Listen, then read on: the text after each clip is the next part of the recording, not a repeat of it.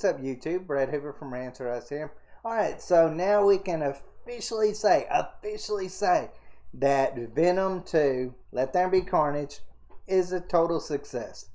I figured it would be, but I also figured that Shang-Chi and the Legend of the Ten Rings would be a complete and total bust.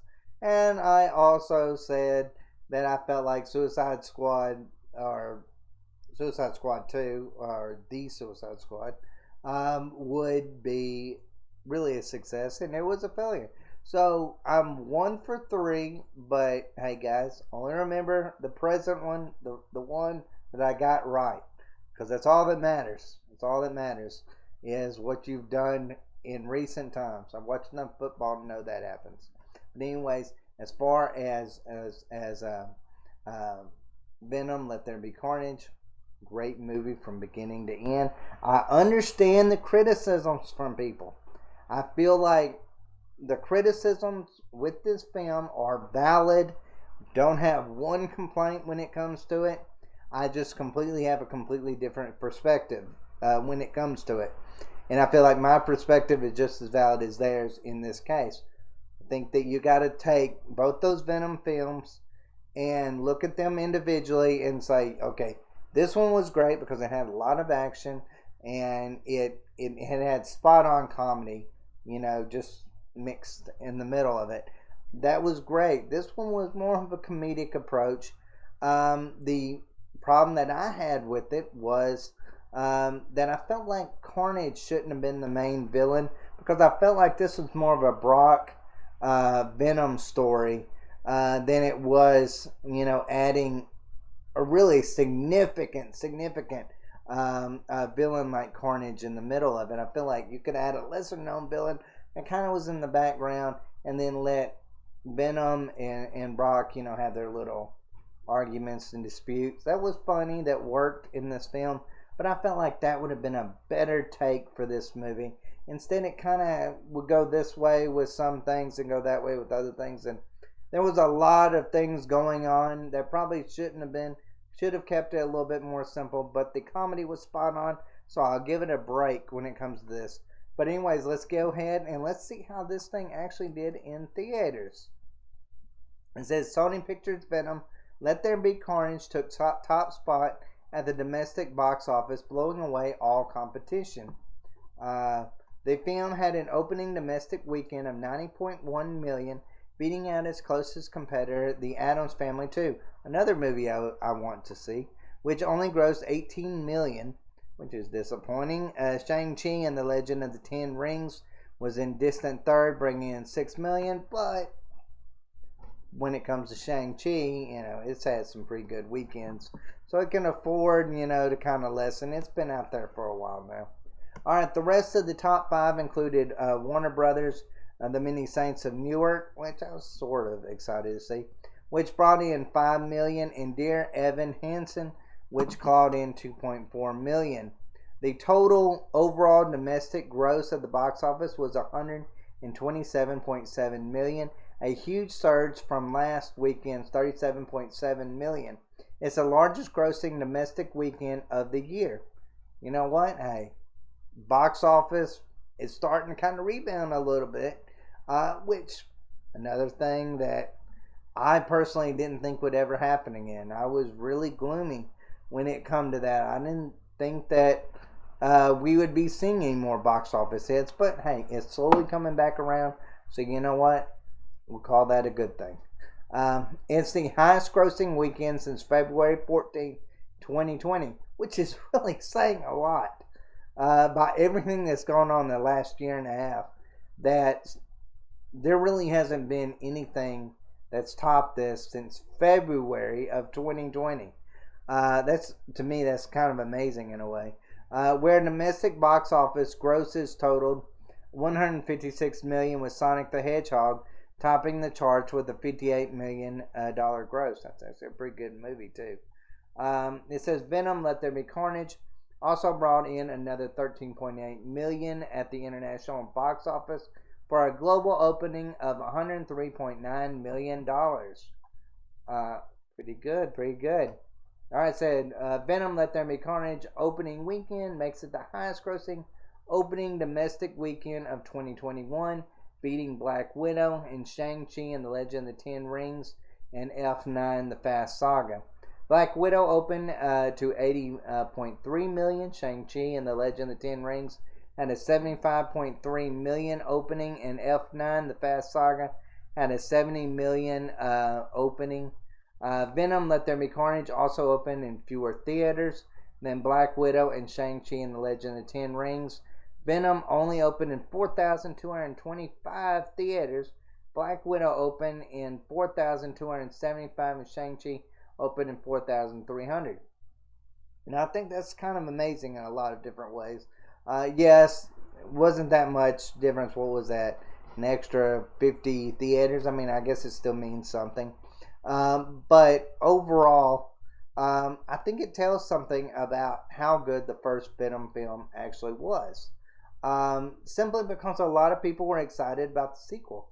You know, look, Black Widow, name credential, gets people out there to see it. Shang-Chi had a lot of controversy that surrounded it. So people went out there to hate on it or to love on it. They went out there either because they hated it or loved it, or was trying to push it to be a success for whatever reason, and others wanted it to be a failure. So I kind of feel like Venom Let There Be Carnage had literally no controversy, and it was just simply fans went to go see it because the first one was really good, not because of the name of the MCU, but because it was a really good first film, and the second film they were excited to see, which is awesome, which tells you that's the way a film should be. Film should be the first film, if it's really great, fans should be excited to see a second film. If it's a terrible film, just because it's, let's say, in the MCU, which Venom now is a part of, doesn't necessarily mean that you should go out and see every MCU movie, rush to theaters to go see it and support it, when it could just be complete and total garbage. A lot of this stuff, like they're putting out the Eternals, they're wanting to make the Eternals too before it even came out. It's crazy. The same with Shang-Chi. That movie could have been terrible in theaters. It could have been a complete bomb, and they were still going to make a second one. And you would have to be completely and totally out of your mind if you would go and see the second film in a terrible franchise. I mean, if it was, which I thought it was decent. Don't know if I'm excited to see a second one. But I just feel like a lot of people do that when it comes to MCU. They're like, oh, okay, they let me down now, but they won't do it again. And I feel like a lot of people kind of overlook that. Look, we're talking about, when it comes to Venom, we're talking about an anti-hero that was really the main villain of, Spider-Man going through the years. And this is a reimagining of that character. And they've done an excellent job with that. They've created a new story that really fits with this character, makes this character unique, makes this character interesting, even without Spider-Man. Venom, that's the beauty about Venom, is Venom doesn't need Spider-Man. Spider-Man might need Venom, which is saying something about where we're at right now. You can't say that about Black Widow. If you made Black Widow a standalone film outside of the MCU, no one would go to see that film. They only watch it because they recognize it from the MCU. That's it. And they know it's a part of the MCU. That's it. That's the only reason. And you know what? After fans saw it one time, they regretted it instantly, just like I did. 2 hours I will never get back, and I will always hate you for that, Marvel. But anyways, it goes on to state, F9 opened 4,203. Disney Jungle Cruise opened in the most theaters with 4,310. That was Disney's Jungle Cruise was actually a really good movie. What might be even more impressive about Venom Let There Be Carnage opening weekend is that it beat the first film's opening weekend. The first film grossed $80.2 million back in October 2018. The film still does have a long ways to go if it hopes to beat out the first Venom's total domestic box office take. That film earned $213.5 million total. Variety reports that Venom Let There Be Carnage had a production budget of $110 million. meaning the film will need to earn about $275 million globally in order to begin to break even. Given the film earned back its production budget in its opening weekend, it's likely it could hit that mark at the end of its theatrical run. I really actually believe it's going to. But you know what? I'm so excited about this movie for no other reason than the first one was a great movie, and the second one carried on in a different way, but still really had the hallmark parts of the first one and what fans like, and it didn't disappoint. It really didn't disappoint, at least not in my eyes. Like I said, I understand when people are critiquing it that it is, their critiques are valid. There was problems with this film. I overlooked a lot of them simply because I actually just enjoyed the film for what it was and didn't pay attention to what the first one was or the comparison between the two. If you compare the two, I mean, it's almost like they're completely different franchises. But that being said, I thought it was great. I'm excited that fans rewarded the first one with going out to see the second one. It's really what we need in theaters. We don't need like the Eternals getting a second film before it even comes out, or Shang-Chi, getting a second film before it even come out. We don't need any of those. We need movies that are successful to go out there and make sequels that way. Not because of the controversy, not because of the casting, but because the movie is actually good and fans want to see more of it. That's what we need more of. We don't need more of it just because it's an MCU film. We got to go out there and see it and support it. No, you don't. Some MCU films suck. Sorry, but that is true. Some MCU films absolutely, totally suck. Black Widow sucked. It was terrible. One of the worst films that they could have possibly made. Bad in every single way. Every time that Venom succeeded when it come to their comedy in that, Black Widow did the polar opposite. Every time it went to comedy, which it did a lot in that film, it failed miserably. Absolutely miserably. And so you know what? When you compare those two together, it's no comparison. Venom, Let There Be Carnage is a superb film. Really, truly is.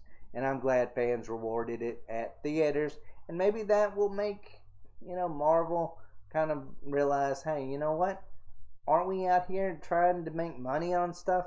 Or are we just trying to, bring out diversity or pander to people that don't even watch our movies or series? We'll see. We'll see if it changes anything. I sure hope it does. But anyways, guys, let me know what y'all think down below. Are you surprised that Venom, Let There Be Carnage did so well in theaters?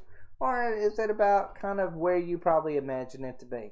From, the trailer of it, I imagine it's exactly where I thought and hoped it would be. But anyways, guys, as always, if y'all enjoy our content here on Rants, don't forget to like, subscribe, and leave that comment down below. And as always, guys, thanks for watching. Y'all take care.